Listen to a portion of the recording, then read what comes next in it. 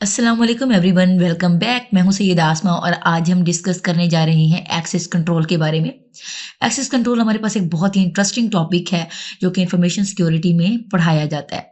सो आज हम चलते ही डिस्कस करते हैं कि हमारे इस टॉपिक में कौन सी ऐसी बातें हैं जो हमें पता होनी चाहिए और इसमें क्या-क्या काम होता है।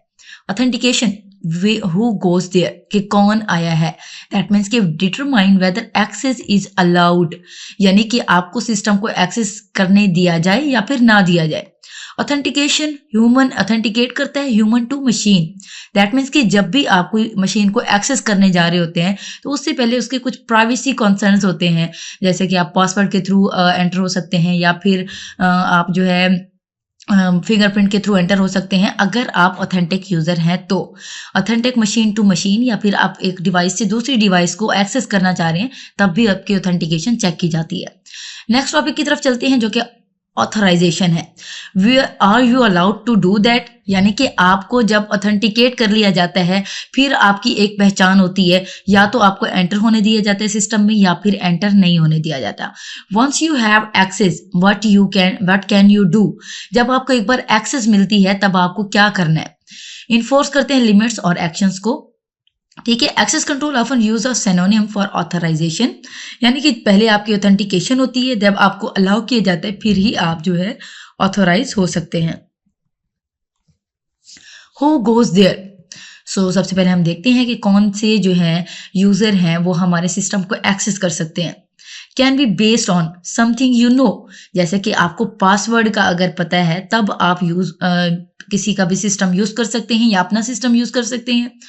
समथिंग यू हैव, यानी कि आप जैसे कोई स्मार्ट कार्ड यूज करके आप कहीं पर एंट्री दे रहे होते हैं या फिर कहीं पर कोई भी ट्रांजेक्शन्स वगैरह कर रहे होते हैं तो आपके पास एक स्मार्ट कार्ड होना चाहिए। Something you are, that means कि आपके पास कुछ ऐसा है जिसे आप आइडेंटिफाई कर सकें कि आप ऑथेंटिक पर्सन हैं। फॉर एग्जाम्पल आपके फिंगरप्रिंट्स। सो यू नो, कुछ चीजें जो आपको पता होनी चाहिए एज ए ऑथेंटिक यूजर, तो कौन कौन सी हैं। सबसे पहले आपका पिन कोड है। ओके, पिन कोड आपको ऑथेंटिकेट करता है कि आप एक लीगल यूजर हैं या ऑथराइज यूजर हैं। उसके बाद social security number, that means कि आपका जो पासवर्ड, जो एक नंबर होता है स्पेसिफिक, वो अगर आपको पता है। उसके बाद आपका डेट ऑफ बर्थ अगर एग्जैक्ट वही है जो कि आपके CNIC में लिखा है, दैट मीन्स कि आप ऑथेंटिक यूजर हैं और आप उस डिवाइस को एक्सेस कर सकते हैं। नेम ऑफ योर पेट, आपके पेट का जो नेम है, समटाइम लोग अपने पेट के नेम से भी अपने पासवर्ड सेव करते हैं, तो समथिंग ये भी आपको पता होना चाहिए। सो व्हाई पासवर्ड, अब पासवर्ड के बारे में हम देखेंगे कि ये क्या है। Why is something you know more popular than something you have and something you are?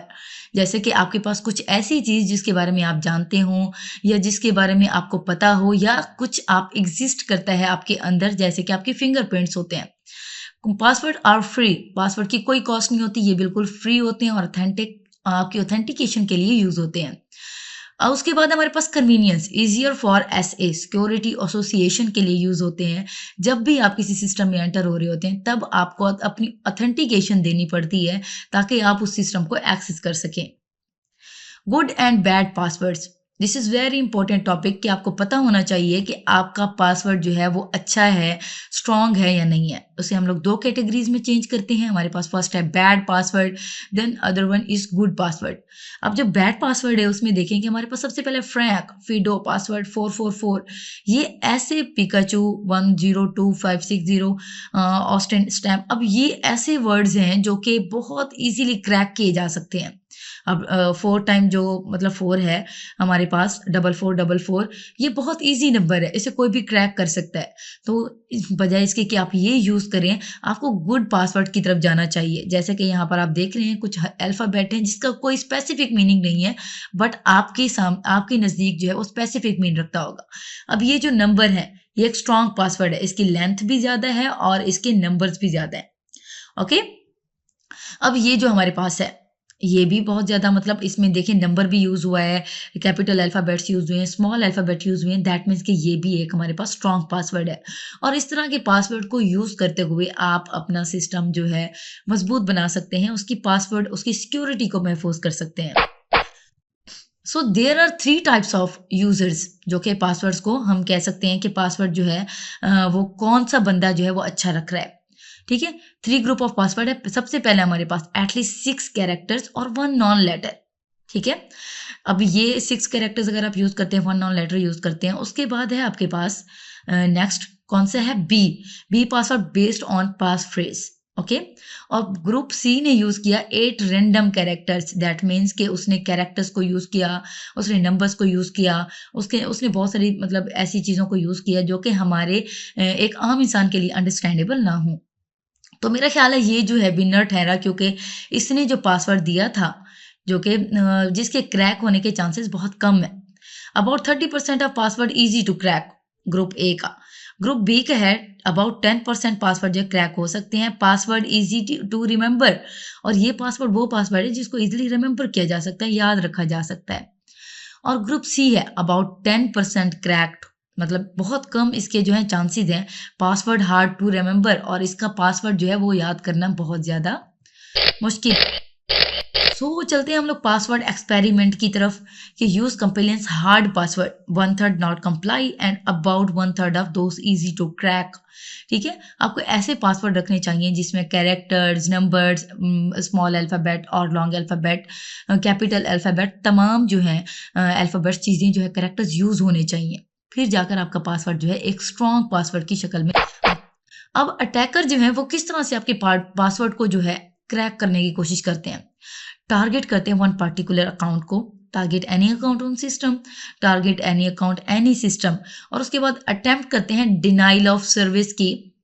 सो एक बेसिक सा कॉन्सेप्ट है डिनाइल ऑफ सर्विस का, वो भी आपको देती जाती हूँ कि जो डिनाइल ऑफ सर्विस है ये ना तो आपके डाटा को डायरेक्ट नुकसान पहुंचाता है और ना ही आपके सिस्टम को डायरेक्ट क्रैक करता है।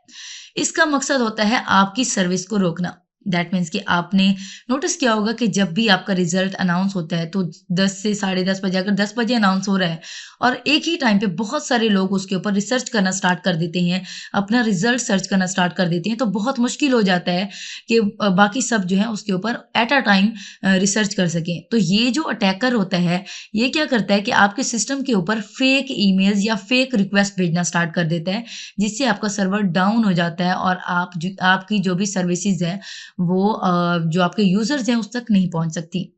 कॉमन अटैक पाथ आउटसाइडर्स हो सकते हैं, नॉर्मल यूजर हो सकते हैं या फिर एडमिनिस्ट्रेटर भी हो सकते हैं।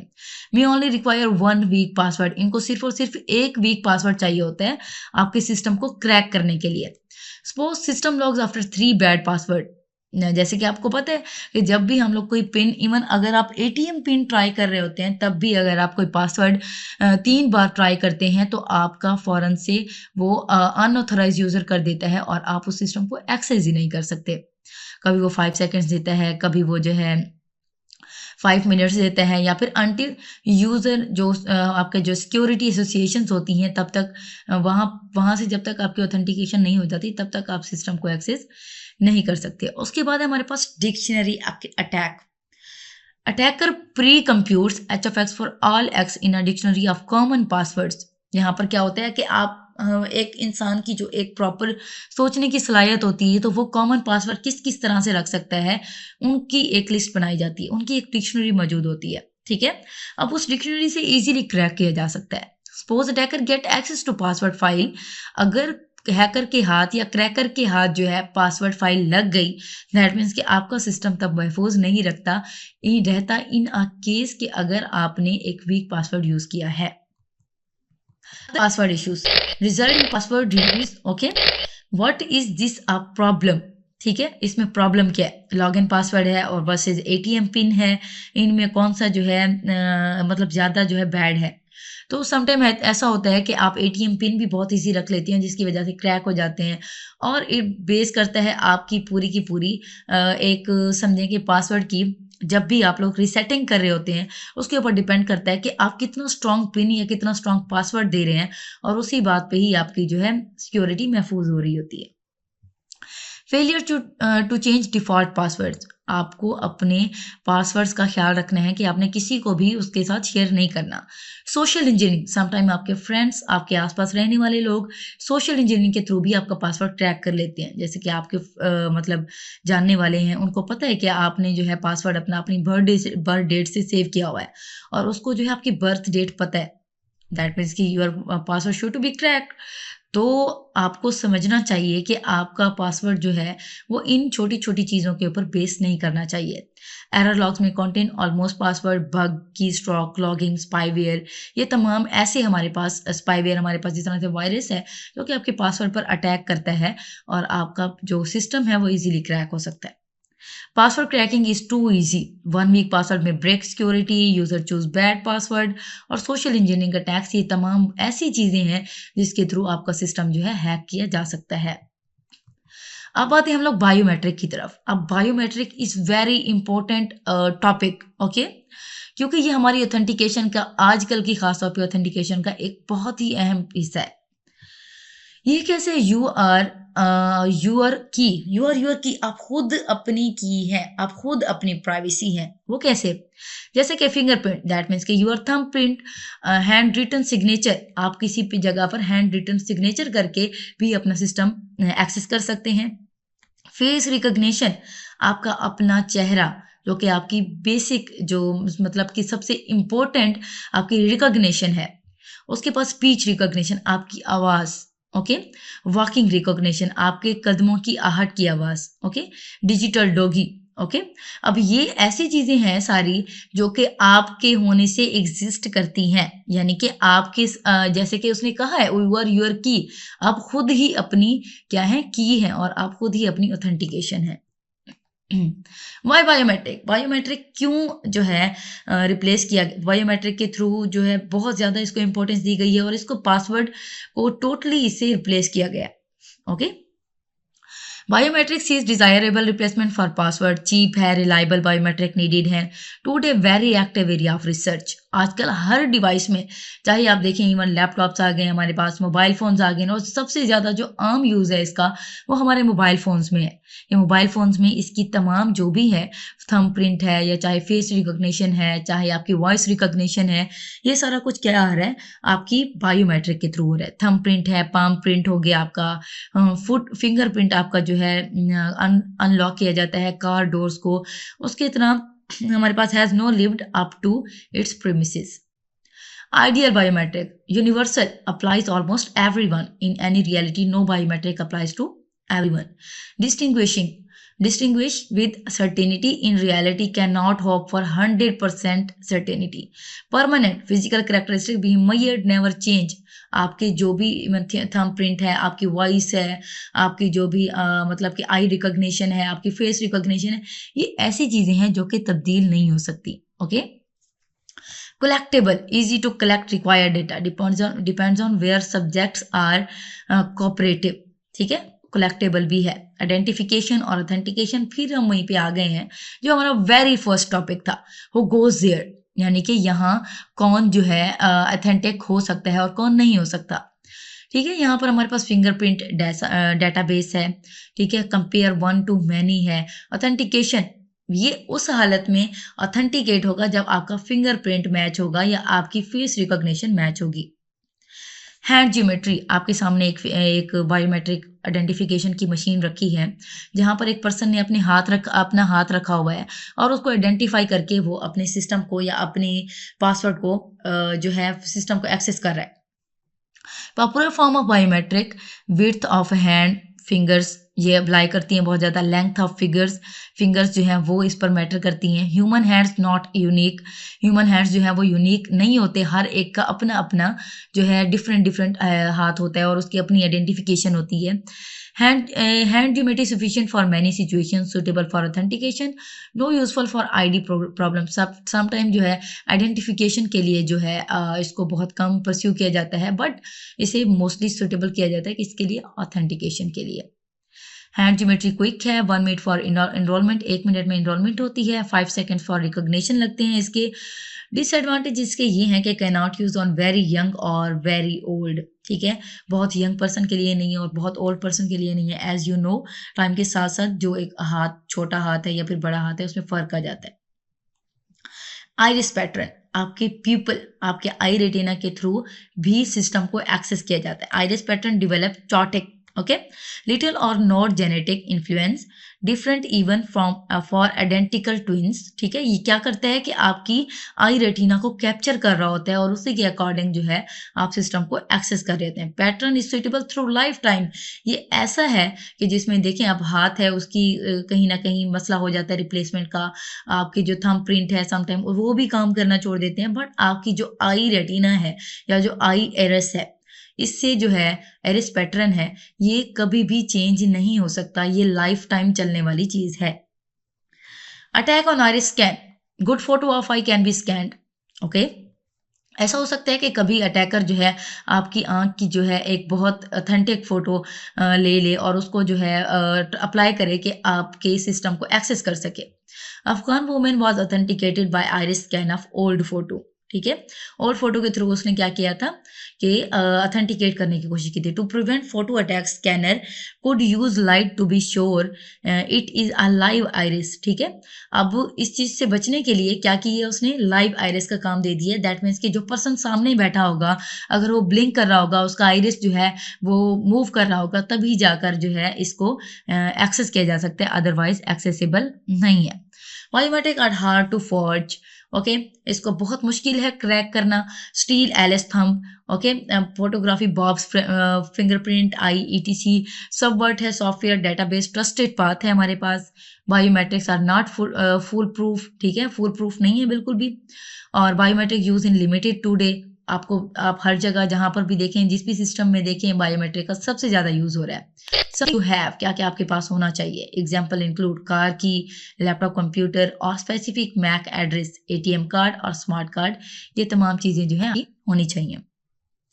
चलें जी, हम बात करते हैं टू फैक्टर ऑथेंटिकेशन के बारे में। You know, two required out of 3। ठीक है, समथिंग यू नो, आपको क्या पता है। समथिंग यू हैव, आपके पास क्या है। समथिंग यू आर, आपको आप क्या है। ठीक है, उसके बाद एटीएम कार्ड है और पिन है, ये पहली आपकी उसमें आ जाता है। क्रेडिट कार्ड, क्रेडिट कार्ड आपके पास है या नहीं है। स्मार्ट कार्ड आपके पास पिन या है या फिर नहीं है। इन तीनों में से अगर 2 जगह आप सही बैठते हैं तो आप टू फैक्टर ऑथेंटिकेशन में बिल्कुल सही पहुंचते हैं और आपको सिस्टम जो है अलाउ कर देता है कि आप एक्सेस कर सकते हैं। कैप्चा, आजकल आप देखते हैं जब भी किसी भी ऑनलाइन आप अप्लाई कर रहे होते हैं तो एंड पे एक कैप्चा कोड आया होता है। आज हम पढ़ते हैं उसके बारे में कि ये क्या है। Propose by Alan Turing in 1950, इसको एलन ट्यूरिंग ने 1950 में प्रेजेंट किया। Human ask question to one another and one computer without seeing either. Okay, यहाँ पर क्या करते थे कि एक ह्यूमन सवाल पूछता था दूसरे ह्यूमन से या फिर वन कंप्यूटर से विदाउट सीइंग ईदर, और बिल्कुल देखे बगैर। If a human questioner can not distinguish the human from computer responder, the computer passes the test. अब देखें, एक ह्यूमन पर्सन से पूछ रहा है और दूसरे पर्सन ने तैयारी भी नहीं की हुई, तो जब उससे सवाल पूछा गया, जाहिर बात है जो रिस्पॉन्डर है उसने अच्छे से रिस्पॉन्ड नहीं किया। But on the other hand जब कंप्यूटर से ये सवाल पूछा गया तो कंप्यूटर ने ये टेस्ट पास कर दिया। The gold standard in artificial intelligence, इसको आर्टिफिशियल इंटेलिजेंस की एक बहुत गोल्डन कामयाबी माना गया। No computer can pass this today. ठीक है, कैप्चा क्या है। कैप्चा हमारे पास है कंप्लीटली ऑटोमेटेड पब्लिक है, ट्यूरिंग टेस्ट है to tell computers and human apart. ये एक आपके पास टेस्ट है जो कि बताता है कि इंसान और कंप्यूटर में क्या फर्क है। ऑटोमेटेड टेस्ट होता है, test is generated and sort by a computer program. अच्छा देखिए, कुछ पैटर्न्स ऐसे होते हैं जो कि इंसान तो समझ सकता है लेकिन कंप्यूटर को के जो एल्गोरिदम्स होते हैं वो समझने से कासिर होते हैं। वो कौन से होते हैं। Public program and data public. अब Turing test to tell, human can pass the test but machine can not pass the test. अब ये कौन से हो सकते हैं। CAPTCHA is a program that can generate great test itself can not pass. ठीक है, कौन से हैं। Paradox, computer creates and score test that it can not pass. CAPTCHA जो है use to restrict action access to resources to human, no computers. CAPTCHA useful for access control, CAPTCHA जो है वो बहुत अच्छा है किसके लिए, एक्सेस कंट्रोल के लिए। अब कैप्चा जो है वो किस तरह से काम करता है। ओरिजिनल मोटिवेशन, वोट्स होते हैं, stuffed ballot box in vote for best CS school. ठीक है, यहाँ पर कभी अगर किसी भी स्कूल के बारे में वोटिंग की जा रही है तब इसको यूज किया जा सकता है। Free email service, spammer use bot sign up for thousand of emails account. और तो क्या कर सकते हैं कि लोगों के पास अगर वो थाउजेंड्स ऑफ वोट्स डालना चाहते हैं तो उनको अगर डिफरेंट डिफरेंट कैप्चा ना दिए जाएं तो वो क्या करेगा कि 1000 वोट एक ही टाइम पे कास्ट कर देगा और वो टीम तो जीत जाएगी। But CAPTCHA employers so only human can get access, मतलब हर एक पर्सन का अगर अलग अलग कैप्चा होगा तो वो अलग अलग तरीके से अपना जो है सिस्टम एक्सेस करेगा। HTML tag only say please do not index मी। ठीक है, HTML टैग्स आपको कहते हैं कि मुझे इंडेक्स में मत लाएं। कैसे? क्योंकि वो इंडेक्स जो होता है वो 0 1 2 3 इस तरतीब से होता है, बट आप कैप्चा में जो है रैंडम वर्ड्स रख रहे होते हैं। इसके बाद एक हमारे पास डायग्राम है जिससे आपको मजीद बातें जो है बेहतरीन तरीके से समझ आएंगी। Find two words in a following, इसमें दो लफ्ज। अच्छा, अब जो मशीन है उसको ये समझाया जाता है कि आपके पास अल्फाबेट जो है वो प्रॉपर तरतीब में दिए जाएंगे, लेकिन यहाँ पर आप देखें कि यहाँ पर कोई भी चीज़ तरतीब में मौजूद नहीं है। इवन बीइंग अ पर्सन मैं इस चीज़ को पढ़ सकती हूँ जैसे कि BRUSH यहाँ पर अल्फ़ाबेट्स लिखे हुए हैं, लेकिन अगर मशीन को ये अल्फ़ाबेट्स दिए जाएं एज ए मशीन, अगर ये कंप्यूटर से या रोबोट से पढ़ाया जाए तो उसकी डिक्शनरी में ये वर्ड्स नहीं होंगे। क्यों? क्योंकि ये हर बार जो है न्यू जनरेट करके दे रहा होता है। इवन जब आपने अप्लाई किया होगा किसी भी पोस्ट के लिए या फिर किसी भी यूनिवर्सिटी में एडमिशन के लिए तो अलग अलग वो आपको कैप्चा प्रोवाइड करता है ताकि आप एक अटैक जो कि ब्रूट फोर्स अटैक है उससे बच सकें। Thank you so much. In the case of any question आप कमेंट बॉक्स में ज़रूर सवाल कर सकते हैं। वीडियो को एंड तक देखने का शुक्रिया। चैनल को लाइक एंड सब्सक्राइब करें और हमें फॉलो करें फर्दर वीडियोस के लिए। Thank you so much. अल्लाह हाफिज़।